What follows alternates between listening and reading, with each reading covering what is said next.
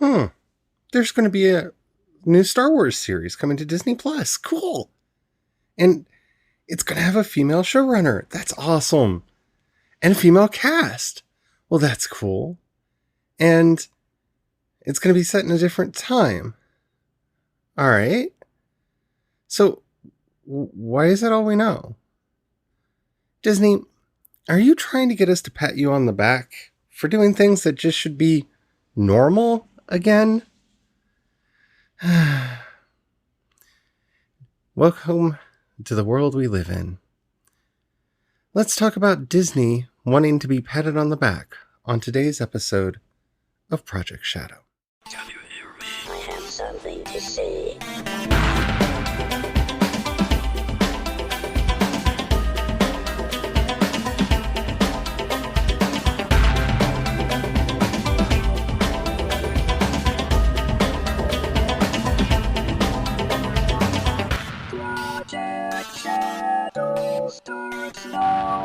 Hello everyone, how are you doing today? My name's Charlie. You might know me better as sci-fi fantasy writer C.E. Dorset. And today is going to be an open letter to Disney, and I hope you enjoy what I have to say to them. I would really love to know your opinions. Okay, so let's just begin. Dear Disney, this is the second time in the not too distant past that you have tried to get props for doing something that you should already be doing. Something that shouldn't be odd or out of the ordinary. The first was in Onward, where you were like, look, we're going to have an actual out gay character. And you did. And she was a minor character who, did kind of fit into the story. And it was a good movie. But I'm not going to pat you on the back for that. It's 2020 Disney. And that should just be a part of what you do. Your stories should represent America. They should represent the world. They should represent the people that you're trying to get to watch you. And you know what? There are LGBT people in all of those families that you want to go see your movies. So, it was a good movie. I enjoyed it. You can even see my review a little ways back in this podcast. It was a good movie. But the fact that you wanted to be patted on the back and told that you were doing a good thing, you wanted to be celebrated for doing something that you should have been doing all along, shows that you just don't understand representation. And now, you're announcing that for the first time in 40 years, there will be a woman writing Star Wars. Well, as far as a live-action Star Wars goes, there have been books. Lots of really good books. But that's not what we're talking about. We're talking about the live-action, right? We're going to forget the women who've been writing the books. Right? Okay. And we've even had women write for the cartoons. But we're going to ignore them. Right? So we're going to celebrate because for the first time in 40 years, you have deigned to allow a female to write a Star Wars. Not only write a Star Wars, but to be the showrunner for it. Yay. Now look, I'm not going to be as hard on you as I probably would be for a lot of your competitors. This isn't Star Trek after all, which has never had a female showrunner for a Star Trek. And there's been a lot of Star Trek series over the years. There's been ample opportunities. Instead, they had Gene Roddenberry, who, wasn't great when it came to women. Don't get me wrong, The Great Bird of the Galaxy did some wonderful things, but he was kind of a womanizer. And then we had Rick Berman, who, sexually harassed a lot of his female actors and did terrible, terrible things to them. Yeah. It's not really been good on the Star Trek side either, but I would be harder on Star Trek if they made this kind of an announcement, because there's been a lot of Star Trek live-action shows. And, you've only done movies every now and then, and the idea that if there would be a female writer, I'm going to be easier on you, because George Lucas created Star Wars, and for the most part, he did the Star Wars. The last couple, he pretty much wrote and directed himself, so it wasn't until you started the the sequels, well, and a couple prequels, because you did Solo and you did Rogue One, that you had an opportunity to put a female in. And look, I'm not complaining. Jon Favreau's done a great job with The Mandalorian, and I really enjoy that show. J.J. Abrams was obviously a bad choice for the movies, but we've talked about that before, haven't we? There's no need to rehash that. But you haven't had a lot of opportunities for women to write for the live-action Star Wars. But to announce this like it's a really big deal, when you've had women writing Star Wars before, that doesn't make sense. You see, what you're wanting us to do is to forget that you basically cut Rose Tico out of The Rise of Skywalker because you gave in to a bunch of misogynistic, racist trolls who went after her specifically. And after Kelly Marie Tran, the actress who plays her, to the point where she had to leave social media. You don't like that we got upset with you because you gave in to those people. Just like you gave in to those people when they went after James Gunn and you fired him off of Guardians of the Galaxy when you shouldn't have done that either. See, you're trying to get your street cred back. And this isn't the right way to do it. You see, announcing that, oh, we're going to finally let a woman do a Star Wars. Well, that's rather patronizing. And it makes it seem like you're doing her a favor rather than rewarding her for her merit. Why not just announce, we have a new Star Wars coming out and it's going to be set in a different era? That's really the news. Oh, but I can see what you're saying. I can see why you did this, because by making this even mildly controversial, you've gotten people like me to talk about it. So we're talking about it and we're saying Disney Plus over and over again, which is publicity for Disney Plus. Oh, bravo. You've got us to talk about it. And you've gotten a lot of people to talk about it because those misogynistic nudniks who went after Kelly Marie Tran and Rose Tico are going to be livid. Oh, heaven forfend a lady's Star Wars. Oh, I do declare, Beauregard, how are we ever going to survive? No, Disney, all you did was stir the pot because you knew that it would bring you exactly what I'm giving you. Publicity for this new series. And it's probably not the publicity that would be ideal. But hey, what is it they say? No publicity is bad publicity? Well, that's true. And, well, you own most of our childhood, so the likelihood that I or my audience is probably not going to watch a Star Wars, well, it's slim. We're probably going to at least watch it until you finally drive it off of a cliff. If you do, we'll see. Only time will tell. But this is not the way to go about it. It's not a special gift that you're allowing a woman to be a showrunner or allowing a woman to write for you. And it's not something you should be patted over the back about. If anything, the announcement that this was happening should have come with a mea culpa. You should have apologized. Oh my goodness, how is it that with all of the Star Wars stuff that we've done, we haven't brought a woman in? This is a terrible oversight on our part. And think about it. We were so stupid. We almost brought Dan and Dave from Game of Thrones. You know that train wreck over on HBO? We almost gave them a trilogy, even though they clearly had no idea what they were doing. And were saying so publicly. But they were men and they had a show that won awards and we were just trying to glom onto that. So of course we hired the men. Yeah. If you would have had a little bit of humility with this, it would have gone a long way. Because you did do that. You hired two people that obviously didn't know what they were doing. And that's not a judgment on my part. They have said that Game of Thrones was their film school. that they didn't know what they were doing. And the final couple seasons really prove that and drive it home in the most horrific ways. They ran a popular TV show into the ground so hard that, well, fans like me, I can't even watch the early seasons anymore. Even though it was a show I generally enjoyed and rewatched periodically. I don't think I'm ever going to do that again. You hired them because you thought that they would, what, bring you some prestige? Because they were men who were in positions of power, and you wanted to attach yourself to that power.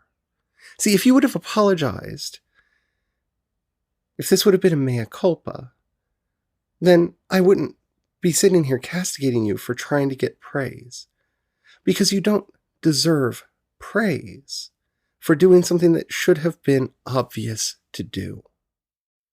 The other half of your announcement is beautiful, Disney. It's going to star a female character, okay?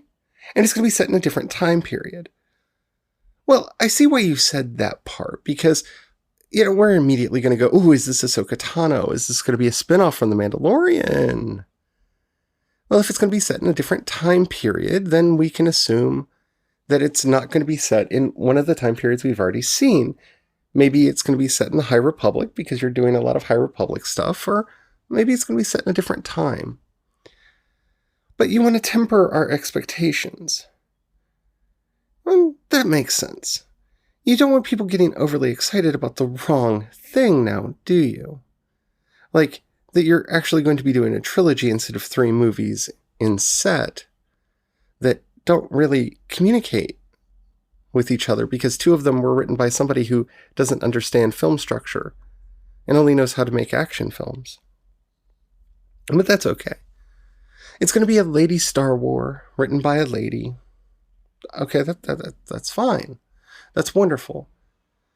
Is this going to be where you finally make your apology piece? Are we going to get our Mara Jade Skywalker?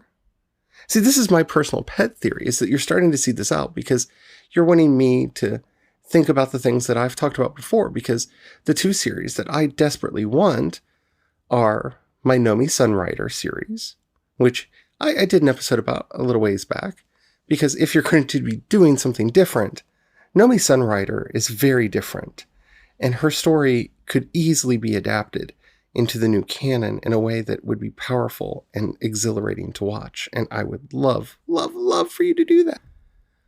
Or this could be set in the far future, after the Skywalker saga, because I think you're a little nervous about having gotten rid of the Skywalkers.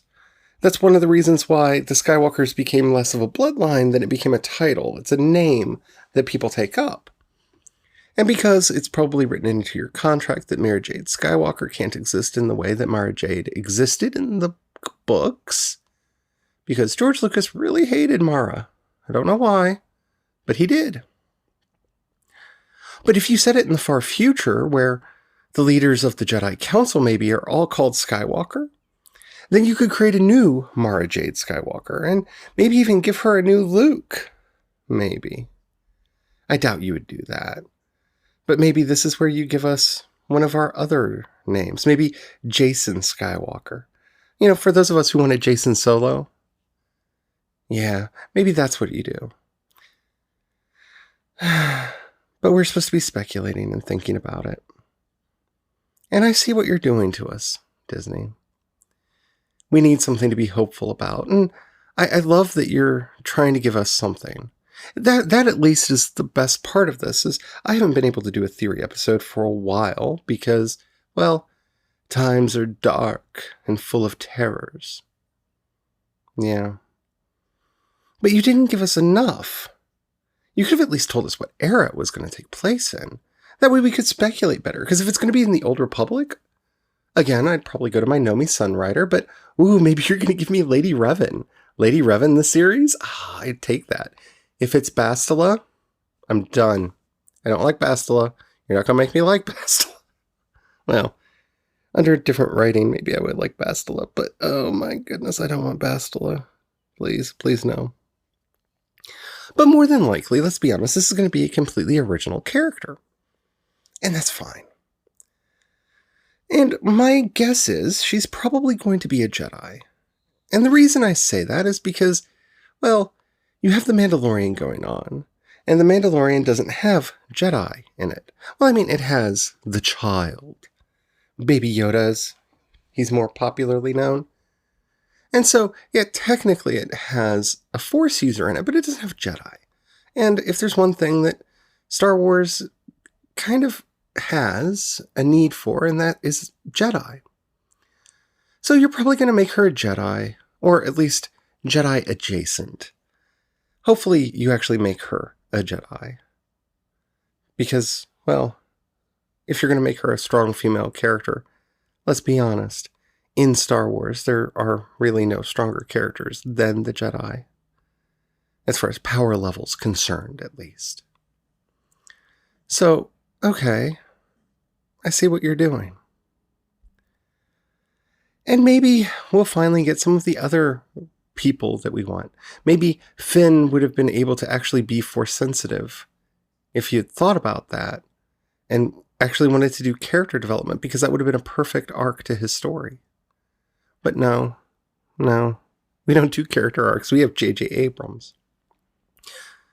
So maybe she'll be a black person of color. Ooh, wouldn't that just tick all your tickety-boo boxes for back padding? I doubt you're going to make her bisexual or a lesbian because you're still afraid of the gays. And I don't understand why. I mean, we are your bread and butter. Nobody loves a princess more than us.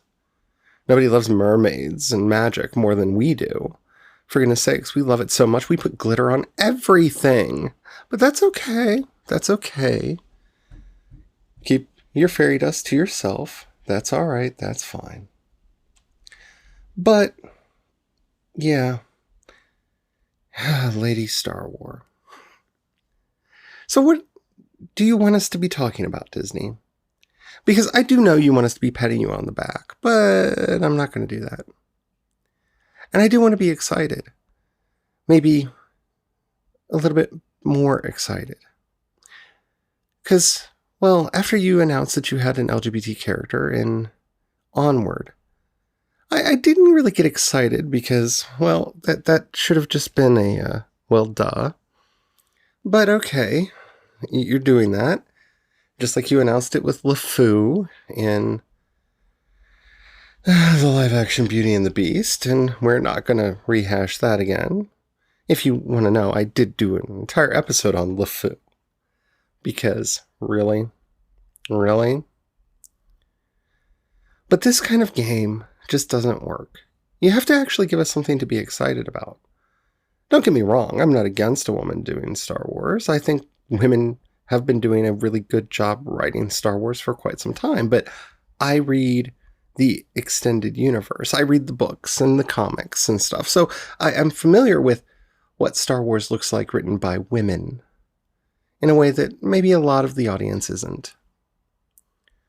But please, Disney, just please, it's 2020. Don't pat yourself on the back for doing the bare minimum. The logical thing. Because just off of the odds, it was time that a female writer came in. Wasn't it? And don't ignore your history and your legacy. Because that's what makes this look so pandering. Is that by ignoring all of the female writers that have been working on the books, the comics, and the animation, one, you're prioritizing live action over all of that when it's all canon, we're told. So it should all matter. It should all be important. Yeah. Don't lessen the contribution of some of your writers to try to get props for your new one. That's it. It's simple. Because that's not how the world works anymore. It's 2020. We're fed up with people looking down on us and talking down at us because they sit on high, walled away from the common masses, and go and tell us what we need to do for them. So no, I'm not going to celebrate this. But I will watch it when it comes out. And I'll probably talk about it more when you actually give me something to talk about. But next time you make an announcement, make it something to talk about. Okay, Disney? Thank you. Sincerely, Charlie. If you enjoyed this episode, and I hope you did, I know Disney probably didn't, but for you listening, because you know Disney's not listening to me. If they did, they'd actually hire me to do some work for them because I have ideas, Disney. But if you enjoyed this, thank you so very, very much. If you can rate this episode or this podcast or whatever app you're listening to me on, please do so. It helps out immensely. If you have any questions, comments, or topics you'd like to hear discussed on the show, in the show notes, you'll find a link to the voice message system. Keep it short, keep it clean. I would love to hear from you. You can also hit me up on social media. I am CE Dorset on both Twitter and Instagram, and you can find links to everything that I do over at projectshadow.com. If by some miracle you have $1 that you could pass our way, down in the show notes, you'll find a link to both the voice message system and my Patreon. Right now, it really would mean a lot because debt collectors are coming after us in the middle of this pandemic, and it's debt that we couldn't afford to pay because of the pandemic, and I don't know how we're going to get through this. So I hate to say it that way, but anything you could do to help would be greatly, greatly appreciated, especially right now. But if you can't afford it, please don't. But if you can help, please help. And by the way, the listener support is going to be waiving their fees until September. So we actually will get more of the money through listener support than we will through Patreon. All right. If you don't have any money right now or you don't feel like giving, that's perfectly all right. We do make money off of the ads. So if you know anybody you think would like this podcast, please share it with them. That helps out more than you know. These are strange and dark times we're living through. Until next time, stay well, stay safe, and don't forget to have the fun.